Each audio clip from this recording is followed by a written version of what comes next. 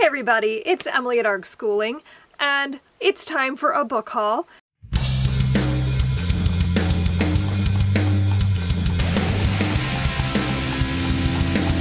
I have acquired some things over the month of January, and I thought we should talk about it, mostly so I can then put them away, because I have a big stack of books that I've just got sitting here. So I'm going to kind of go in order, I think, almost, of like when I received things. So the first 3 books that I have purchased in the month of January are all things that I've already read. So I have Air. This is by Monica Rowe. I read this for the Sibbles Awards, loved it so much that I wanted my own copy, and so I pre-ordered the paperback edition since it was coming out at the beginning of this year.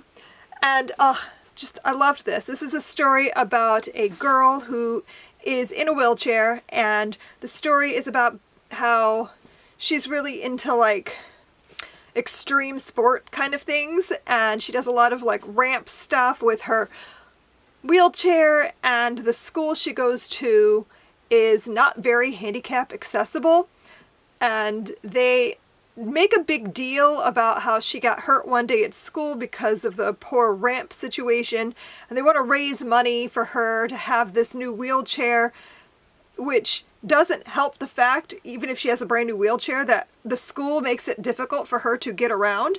And so she feels uncomfortable with the way they're going about this and the way that they are treating her.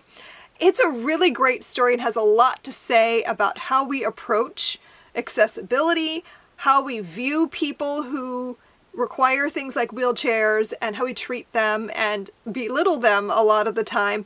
And I just thought this was really well done, had a really positive outlook, and I just thought this was great. Then I also went and bought myself my own copy of Jennifer Chan Is Not Alone by Tay Keller. This was by far my favorite book I read for the Sibbles. I really hope it wins. It's a finalist, I hope. This is just so excellent. I've talked about it at length, so I'm not going to go into it here, but you know, it has a lot to say about bullying and popularity, and I just found it done so beautifully that I wanted my own copy. I really want to reread it. I want to like make all the notes in here because I feel like I wanted to tab the heck out of it, but it was a library book and I couldn't, so now I can. And then I purchased my own copy of Anatomy, a Love Story, because I immediately, upon finishing this, I pre-ordered the sequel. And I was like, well, if I'm going to have a copy of the sequel, should I not also have this? So that I have both on my shelves. So I have purchased this. I just, again, I've said so much about how much I love this book and how excited I am about the sequel. This is going to be a duology. This is a story that is historical. It's about a girl who is really into science. She's really into medicine, wants to be a surgeon. It's set at the beginning of the 1800s, so surgery at this time is gruesome. There's a lot of like grave digging and murder. It's super gory, super gross, but also like such a well-written story. Like, I loved this. Cannot wait to read the sequel. It's coming out at the end of this month, I believe. I don't know, I have to double check that, but I have the ARC. I'm gonna be reading it really soon. I'm so excited. Then I bought a copy of The Stranded. This is by Sarah Daniels, and I bought this on a whim. I hope that I like it. This is a story that is dystopian, and it was described as like Hunger Games, but on a boat. And it's about like a population of people that have survived the apocalypse by getting on this ship. And like now they're stuck there, and this government has come about. Maybe it's not so good. So I don't know. I don't really know more than that, but I was intrigued. I believe it's YA, but I'm not 100% sure about that. I want to like skim it at least and figure that out, because my daughter really loved the Hunger Games, and I've been wanting her to read some more dystopian since she was so into that, but I don't know where to go next. So when I heard about this, I thought it had potential. So I don't know. I got my Nightworms pretty early this month. The Nightworms subscription, if you don't know, is a horror subscription box, and you get 2 books every month, and they just, I like it because they expose me to new horror that I would never have heard of or purchased otherwise, and that's what I want. Like, I want to read more horror. It's one of my goals this year in like, not a big overarching goal, but like something that I want is to find a way to read more horror. So, Nightworms to the rescue. The January box had 2 books in it that I already was like so excited about. So, the first book is Bad Cree. This is by Jessica Johns. This is Indigenous folk horror, I think. I don't really know too much about it. It says, in this gripping horror-laced debut, a Cree woman's dreams lead her on a perilous journey that forces her to confront the toll of a legacy of violence on her family, her community, and the land they call home. So I've already heard some good reviews for this, so I'm definitely curious. So I'm hoping I get to this sooner than later. And then the second book that came in the pack, I'm so excited about. This is called Festival, and it is by Christopher Golden and Tim Levin.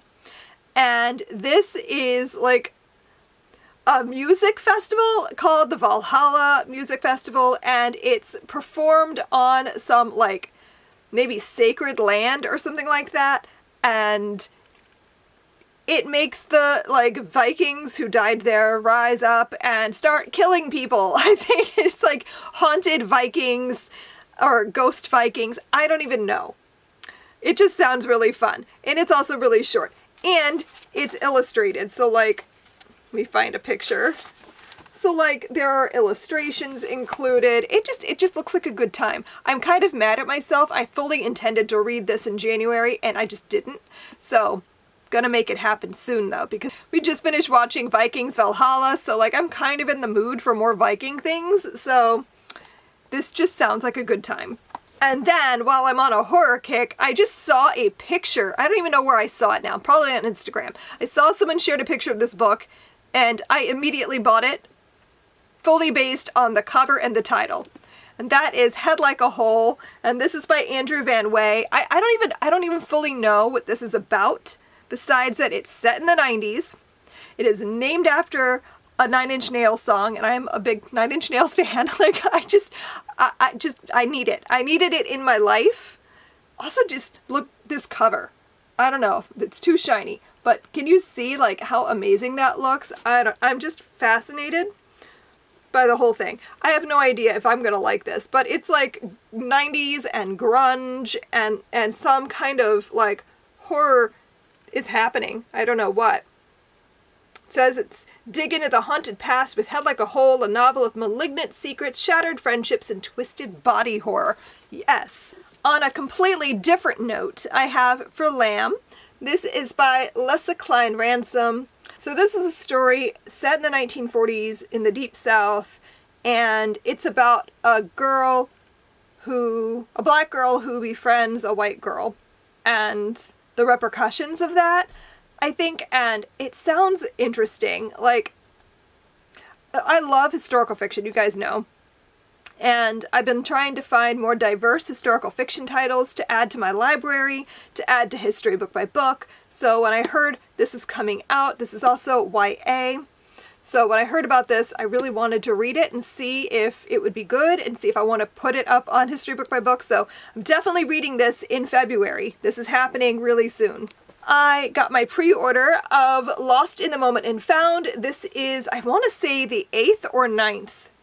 I'm not sure. Wayward Children's book. This is by Sean McGuire. I love this series. I'm a little bit behind. I think I'm like 3 books behind now, so I really need to catch up. But this series is one of my favorite things. It is portal fiction where you're kind of bopping back and forth between stories that are set at Eleanor West's school, where like these children who have come back from their fantasy worlds go to kind of readjust to being here, but also to find a way back. and stories that are set in different fantasy worlds where you get to follow one of the kids through like what their story is. So I don't know which one this is. I think this is one of the Portal World stories, but I have no idea for what character. So like I said, I'm a little behind. It might be a character that's been introduced in one of the later books that I haven't read yet, so I'm going to try to work on that. I'm really hoping to catch up on the series this year. I bought Not Our Kind by Kitty Zeldis. This just sounded like a book that I'm going to love. So this is set in, I think, New York City at the end of World War II, and it's about a woman who gets a job as a nanny for a really like fancy high-class socialite family, and her experiences being Jewish, working for this family, and their daughter is recovering from polio or something like that, I think.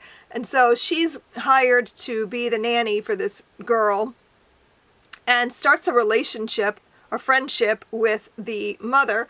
And it's like, looks at like how their lives are very different, but how they still manage to have this friendship, but how Eleanor doesn't fit in because of being Jewish, being poor, that kind of stuff. I don't know. I don't really know too much else, but it sounded like a story that I'm going to love, and I really hope I get to read this soon.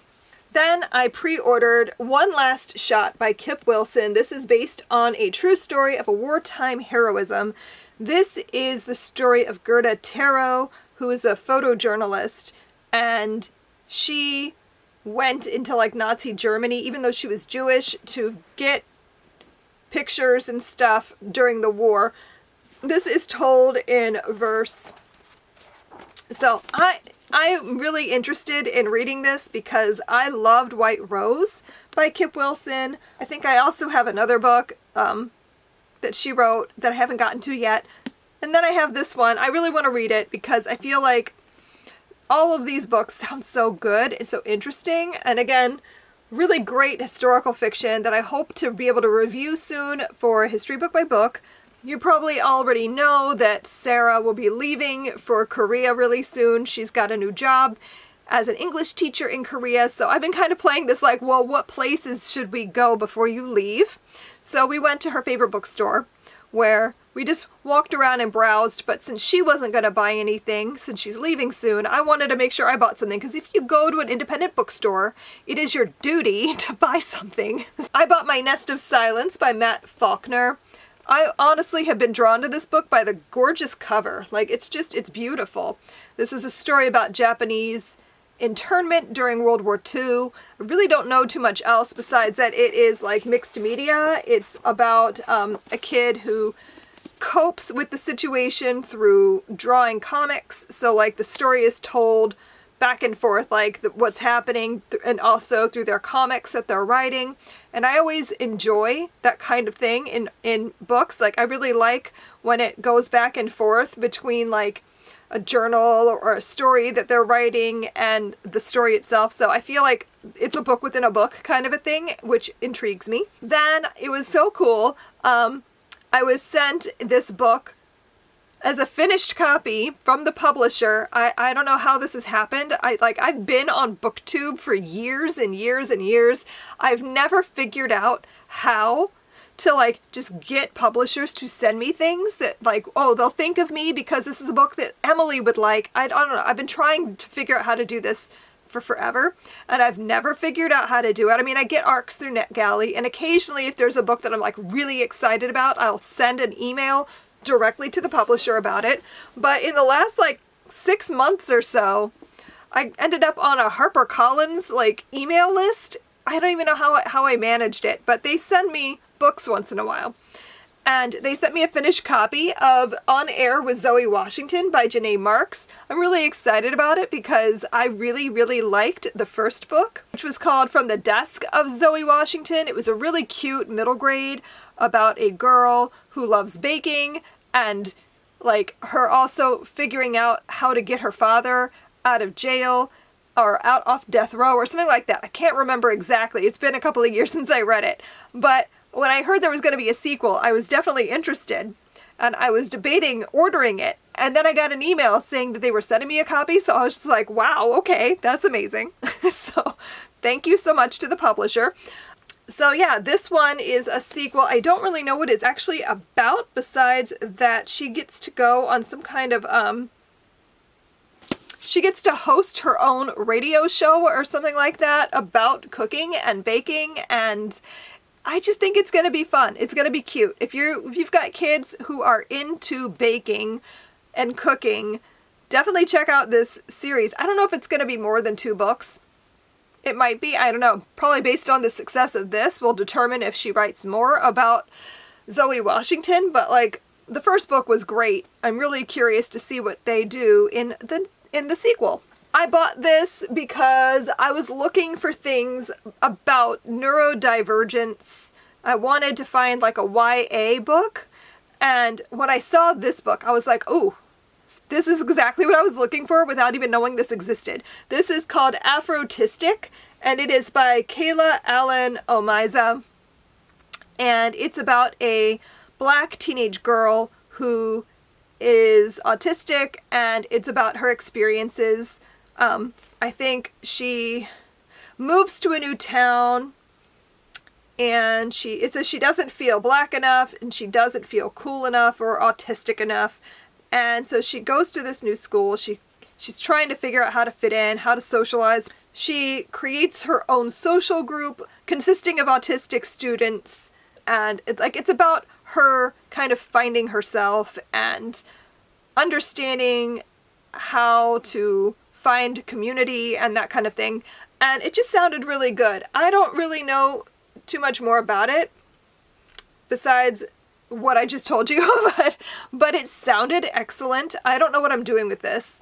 I just kind of got on a kick where I wanted to look for this specific thing. Will this be a lit bite? Maybe. Or will it find a way into a level? Also maybe. I don't know. I don't know where this is going or what I'm doing with it. But it's definitely got my interest peaked. I bought An Extraordinary Union by Alyssa Cole. My daughter and I are currently studying the Civil War, and I was exploring books. Like, I have a whole vlog thing that's going to be happening this month. I don't want to talk too much about it, but this is probably going to be a part of it. This is a story about the Civil War, but it's also written as a romance. Formerly enslaved woman who is fighting for abolition, and I guess she falls in love with seasoned detective for Pinkerton Secret Service. He has a risky mission he has to go on. I think she's going to help him somehow with it. I don't know. This is an author I've heard of before, but I don't think I've read anything by them. So I was really just curious about it. Mostly I was looking for something about the Civil War, something new that I hadn't read before. Stumbled onto this and thought, this could be something. Okay, then this next book is a little bit out of my comfort zone. I just finished reading Braiding Sweetgrass, the young reader's version. Loved it so much. It's got me thinking about things very differently, and one of those things is plants. I'm going to start by saying I am a black thumb. I can't take care of plants. I can't do it. I've tried so many times, I kill things. I am deadly whenever towards plants. I think the biggest issue for me is that plants can't speak out loud. They cannot tell me that they need something, and I tend to forget about them. Kids, dogs, animals, they can make noise and whine and tell me they want something, and I can help them. A plant can't do that. So, but I long to be good with plants. I want to. So anyway, long story short, right after I finished that, somebody shared this in their stories, and I immediately went and bought it. This is Ashkenazi Herbalism, Rediscovering the Herbal Traditions of Eastern European Jews. This is by Deirdre Cohen and Adam Siegel. I don't even know what I'm doing with this, but I was fascinated immediately because I had just finished reading about, indigenous botany, the way indigenous people think of the land and like treating the earth and using things that are like indigenous to them. So when I saw that this was a thing, I needed it. My family is Ashkenazi Jews. We are from like the Pale of Settlement, Lithuania, Hungary, that in Russia, that kind of stuff. So this is where my people come from. And I was curious to learn more about like the herbalism and like what you do with different plants, and should I try to grow things? I don't know. Who am I? I don't know, but I bought it. The last two books came out today. Today is January 31st as I'm filming this. And this book is my most anticipated book at the beginning of the year. I'm so excited about it. I'm so excited that I have it in my hand right now. And that is One Girl in All the World. And this is the sequel to In Every Generation by Kendare Blake. I loved the first book. I thought it was great. Want to live in the world of the Buffyverse forever. And this is the follow-up. Don't even know what this book is going to be about. I have not even read the synopsis. I want to just dive in. Completely unknown. The first book is following Willow's daughter, Frankie, who is now the Slayer. And what happens with that? You get some, like, old characters, you get some new characters. So, like, Willow is prominent in this series. Oz is prominent in this series. He's my favorite. I love Oz. We get Spike. We get Spike as a watcher. Like, it's great. It's so fun. So yeah, I'm excited to see where this goes. I like really want to drop everything and read it right now, but I can't. So I'm going to have to put this off. I'm definitely not going to get here this month because I just have a lot to do in February. Too many other things, but soon this is going to happen. And then the last book I have acquired in January is The Davenports, and I am so sorry. This is going to be too shiny to show, I think. Oh yeah, if I hit the light wrong. This is gorgeous. I have to say, like, when you look at it online, it's just yellow, and I'm like, oh, pretty. But then I got it, and you can see it's like more gold than yellow, and it's so shiny. Like, ooh, pretty. So anyway, now that I've distracted myself, this is by Crystal Marquis, and it's a story that is historical fiction, and I don't know what time period we're in here. Yeah, it says it's 1910, following some sisters in this very prominent African-American family. They are very wealthy. They're socialites. They live a very high lifestyle. They have a lot of money. They have servants. And I think the daughter, Olivia, is going to meet a civil rights leader, and like he's going to show her a different version of the world than she's seen before. I think there's going to be some romance in it. I think there's going to be a lot of interesting conversations. I am very, very excited about this book. It sounds great. So I'm looking forward to picking this up, hopefully in February. I'm terrified right now. I have purchased 18 books in the month of January. I'm going to set these down now. I'm very excited about all of them. I hope to get to all of them this year. That is another of my goals, is as I purchase things, to try to actually read them once they've been purchased, because I have a bad habit of buying a bunch of things, putting them on my shelves, and never reading them. So there are so many really exciting books here in this stack, though. Let me know down below what books I should prioritize in this stack. If there's something here that you think I really need to make happen, let me know. If there's a book in here that you've already read, let me know your thoughts.